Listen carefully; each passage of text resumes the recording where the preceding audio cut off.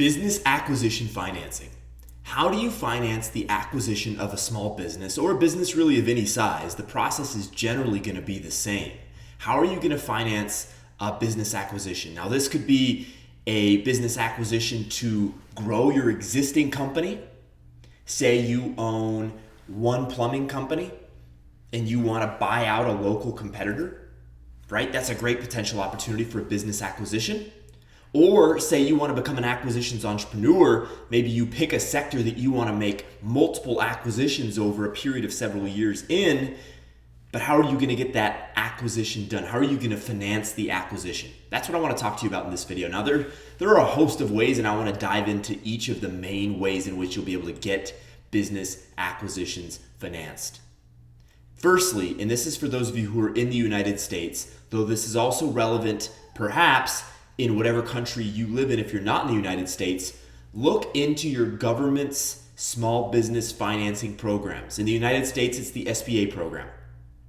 With the SBA, what essentially happens is the government partners with certain SBA accredited banks, right? So they form a partnership, then you come to them with a deal, and what the SBA will do is they will back between 40 to upwards of 80 or 90% of the loan, right? So this is basically a government loan. And this is really nice because, as you know, if you've ever gone into a bank looking for a business acquisition finance, a financing for a business acquisition, many banks get a little bit uncomfortable if your deal's not red hot or if you're not extremely wealthy, things of this nature. But when you work with the SBA, you aren't as much persuading the bank to partner with you because the government is going to back that loan if anything goes wrong. Right? And so in many cases, for example, the SBA will back 40% of the loan, the bank itself will loan 40% of the loan, and then you'll be expected to come up with the final 10 to 20% because sometimes the SBA will even cover 50% of the loan or more. Right? So the bank goes 40%, the government goes another 50%, and then you only have that final 10% to come with the equity portion to complete the business acquisition. And we'll talk about how to bridge that final bit of equity without even using your own money here later in the video. But the SBA or other government financing programs are really interesting plays. I would absolutely explore them. Next, you have commercial debt. This is a more traditional bank note. Now, with a traditional commercial loan, you can probably expect a balloon payment. A balloon payment is essentially a time when you're going to have to come up with the remainder of the loan in full. So be very aware of balloon payments before you ever sign a loan, ever guarantee a loan or anything close to that. Likewise, I have a video in my YouTube channel called Key Financing Terms to Know. So if you search in the YouTube search bar, Key Financing Terms to Know, and then Jason Rogers, you'll be able to see that video. I talked about all the key financing terms you're really going to want to understand before you ever finance a business acquisition. But commercial debt is another place to play. Now, I would say to you that it will be more difficult to procure a loan from a commercial bank if the bank is operating alone without the government there to back them, than obviously if the government's there to back them. Because the government, they more or less print the money, and therefore the government can do things that a bank will simply be less comfortable with. But there is, of course, the commercial loan option. Next, you have seller finance. Seller finance. Seller finance is very real when it comes to business acquisitions. Now, it's going to require something of a motivated seller, most likely, or perhaps the business owner just really wants to sell and equally realizes for whatever reason or reasons that his or her business is not that financeable.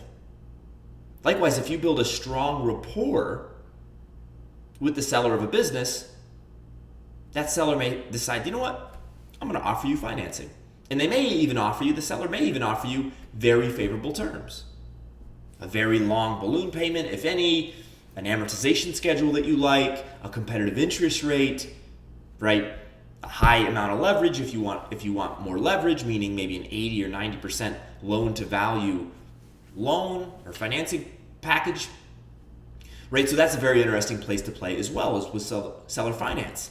And so those right there are the main ways that you're going to procure financing for a business acquisition. You also have kind of the hard money lenders.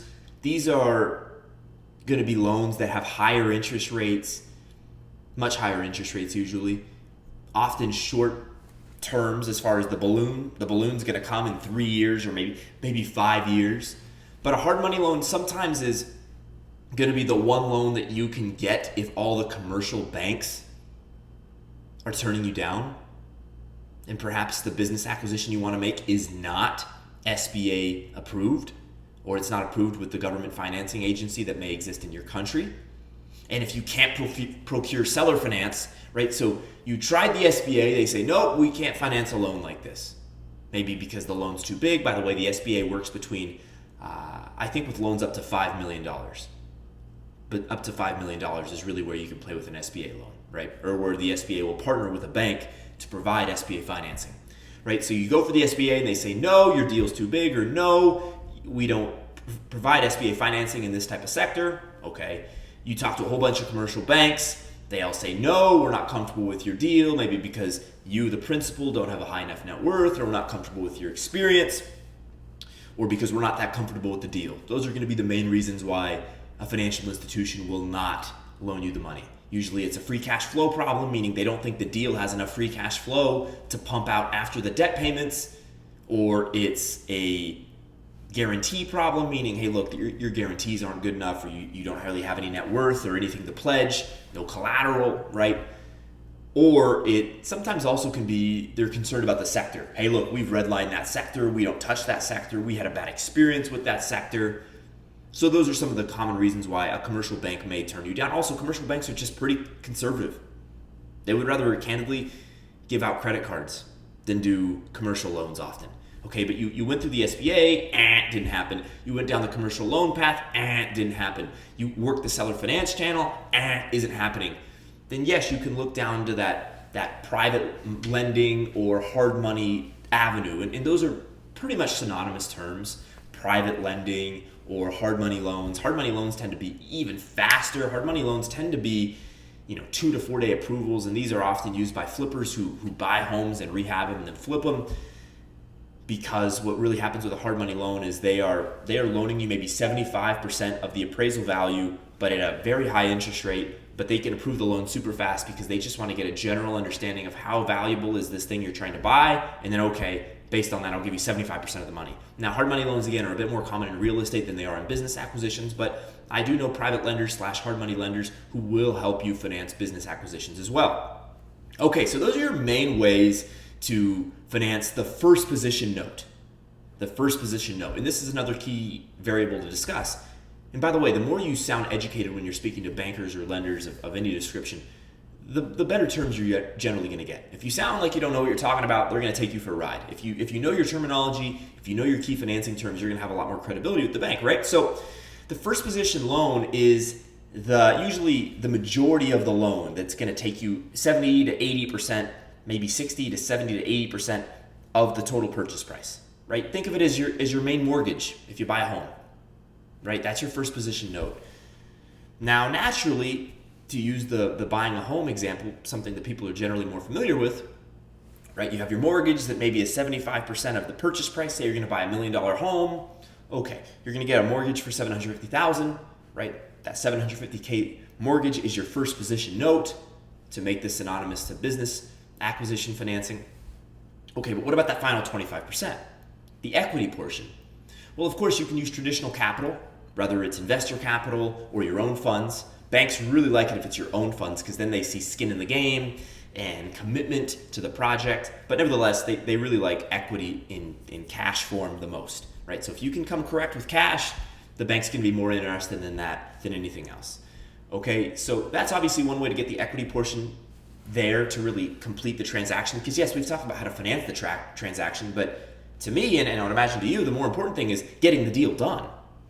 Okay, yeah, you got the financing there, but really, as you're going to find, it's going to be difficult to procure the financing if you haven't already thought about that final 10 to 25% of the capital stack, right? So 100% of the capital stack for a $10 million acquisition means there's a $10 million capital stack.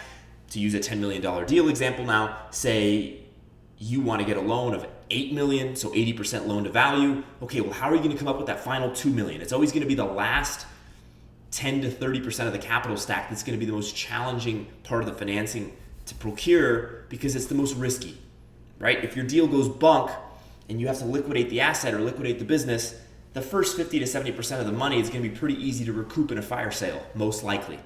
It's that final 20 to 40% that's going to be more difficult, right? So that's why the back end of the capital stack is generally more complicated. So how are you going to come up with that capital? Well, of course, if you have capital, that makes it easy, and you want to deploy it, that makes it easy.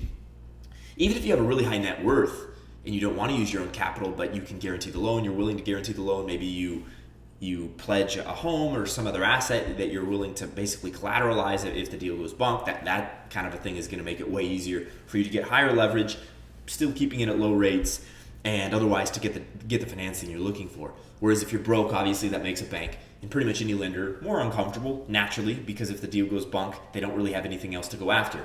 Now, of course, we can talk about guarantees for just a moment, and we will talk about the final equity portion, but these guarantees in your net worth and these types of things, they really influence how much leverage you can get and at what good, at what interest rate, how good a terms can you really procure.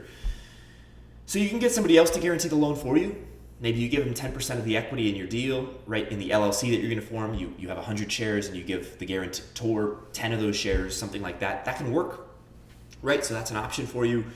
So you can have somebody else guarantee the loan, you can guarantee the loan, you can put in your own capital, you can put in investor capital, or you can use seller finance, a seller finance second position note as the equity portion. Now this is a clever way to get your deal financed, but it's also something that the banks will not love. They'll know you've been around the block and they'll somewhat look at you with that frustrated look of, really? You're really gonna pull this one? But look, if you can get the seller, so first of all, say you're able to get 80% of the purchase price through a first position note, and you find a lender that's just really excited about going 80% of the way. The goal is to convince the seller, hey, look, Mr. Seller, your business is worth 10 million. I'm going to get you 8 million cash upon closing from a bank note that I have procured, ready to go. That's going to interest the seller. Okay, wow, yeah, it's about to be a big payday. But hey, look, Mr. Seller, the final 2 million, I'm going to need you to finance that. And here's the kicker. You're going to have to stay patient for a few years because I'm going to have to pay off my bank note first. And then once I pay off that bank note, then I'm going to pay off that final 2 million seller finance note. How does that sound? Right? You're going to get 8 million the day we close, but then I'm going to have to pay off that bank note first. And then once I pay off that bank note, the next thing I'm going to do is come to that seller finance note and I'm going to pay you off. But basically what you're saying, you have to write it into the loan agreement for the seller finance second position note that's going to really count as equity, that hey, you're not going to get payments until we pay off our bank note. Are you okay with that? And again, if it's a motivated seller that you have good rapport with, and if they're pretty happy with the fact that they're going to get 80% of the capital upon closing, you may get them to go for that. The slightly more favorable for the seller path, slightly less favorable for the bank path that you can do is make the seller finance second position, the equity portion now. Because right, we talked earlier about using a seller finance first position to go 70 or 80% of the purchase price. Now we're talking about that final 15%, 20%, 10%, 30%. What you can also do now for the equity portion, if you're going to use seller finance, is say, hey, look, okay, you said you wouldn't allow me to only pay off the bank in full and then to come back and pay you off. You want to get paid something in the process. Okay, how about this? How about I make you interest-only payments until I pay off the bank note in full? And hey, we need to make sure the balloon payment's long enough to where I can do that without getting caught with my pants down. That's another option, and that works. At least that certainly can work. That can be something of a compromise between you, the bank, and the seller, because the elephant in the room is the bank is really going to care about this seller finance second position note. Why? Because obviously they don't want to have to default. They don't want to have to collateralize your business. That's not what banks are good at. That's not what they want to do. And so they care about the whole capital stack. They care about the whole deal, because if you're able to pay off the bank but you can't pay off the seller, then suddenly now your business is FUCKED. It's screwed up. It's messed up. You got a problem. And in theory, depending on how you write the note, the seller could try to take the business back, and it just makes a whole huge mess. So the bank is really going to be looking at your whole capital stack, which is again why I was imploring you to see if you can get that seller carryback that's in the second position, that's counting as the equity now, to get pushback where you're not making any payments until you've paid off your bank note in full. That's what a bank wants. I can speak from experience. That's really what a bank wants. All right? But those are some options for you about how to get a deal financed. You also have things like bridge loans, aka mezzanine debt. Bridge loans, aka mezzanine debt. These are high interest loans that bridge the gap between the first position note and maybe the equity portion. Okay, so maybe you get a mortgage, or aka a first position bank note, for 70%, and say maybe you put in 20% of equity, right? But you still have a 10% gap, right? The first 70% of the way, let me see if I can get this right on your screen. The first 70% of the way is covered. The final 20% is covered. But what about right here, right? This little position, right? Again, you have all of this is the first position bank note. You have this little bit is the cash down payment, but you have this little gap right here, that little sliver. How are you going to get that filled? A bridge note. That's really where a bridge note comes in. Now, there are bridge lenders, aka mezzanine debt lenders. There is, and you're going to have to look into more for mezzanine debt and bridge notes. Be wary on these. Make sure there's not prepayment penalties. And by the way, that's something I really implore you to look for all of the types of financing you're going to get. No prepayment penalties. You want to be able, if you can or if you want to, be able to pay down that note or the different notes that you have faster than you're being required to without penalty, right? That's a key strategy there. But with the mezzanine debt, aka the bridge note, this is usually debt, but it can be converted to equity. And so really consult with somebody who knows what they're doing before you procure bridge financing. And really, before you sign any type of loan, have somebody who's been around the block review the terms. Don't try to fly solo here. This isn't a time for hero ball. This is why I talk about on my YouTube channel, building a board of advisors, especially if you're newer in business, especially with making acquisitions. Build an advisory board that's there to support you in your business acquisition financing process. And throughout the whole business acquisition process, because it's not just the financing, it's the due diligence, and it's the operations once you take it over, and it's the legal aspect, and it's the accounting and the auditing of the business. Like, there's a lot that goes into doing business transactions. We're just scratching the surface here. But for this video, we are going to wrap up right now. So look, do this. Subscribe to the YouTube channel if you want to talk more about business financing and business acquisitions in other videos, because I have another 70 videos that are in depth like this that talk about other detailed, deep topics. And by the way, if you have other things you want me to talk about, just comment below and I'll make more videos. All right, if you've liked this video, thumbs it up. Subscribe to the YouTube channel so again, I can provide you more of these valuable videos, and I'll talk to you in the next one. Hey, it's Jason Rogers. Thank you so much for watching the video. Be sure to subscribe, thumbs up the video, and for more, go to jasonpaulrogers.com.